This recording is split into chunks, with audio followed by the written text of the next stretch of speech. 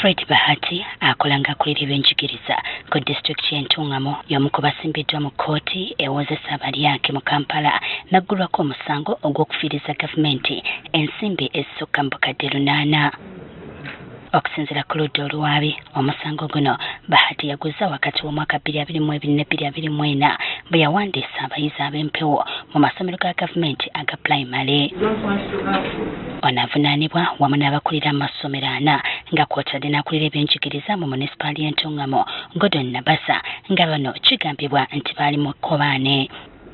Abakulira amasomero kuliko eyali akulira essomero ly'Entungamo Primary School Abias Nabasa Rushejera, Allen Komhanji owa Ruhoko Primary School, Bernard Mununura owa Mato Primary School ne Godfrey Ntereire owa Kinoni SDA Primary School.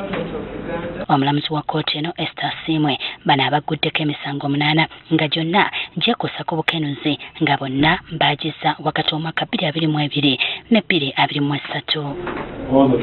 Bano bakwatibwa akakiiko akalwanyisa obuli bw'enguzi mu maka g'omukulembeze w'eggwanga ka State House Anti-Corruption Unit nga bali wamu ne poliisi. Ne bano abasomesa ne ba district officials babadde bongeza enamba y'abaana bali mu masomero gaabwe nga balimba osanga nti essomero lirimu abaana 2 nga bo bagamba district mu essomero lirimu abaana 5 so nga bafuna ssente mpitirivu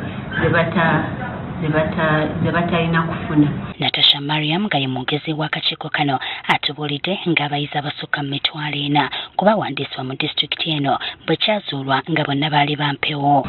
Mu Ntungamo district tusanze nti kumpi 400 be baana abagatiddwa oba abayongeddwako nga bagamba nti bali mu masomero gano naye nga tebaliyo oba gyali mizimu gy'abaana nga tebaliyo.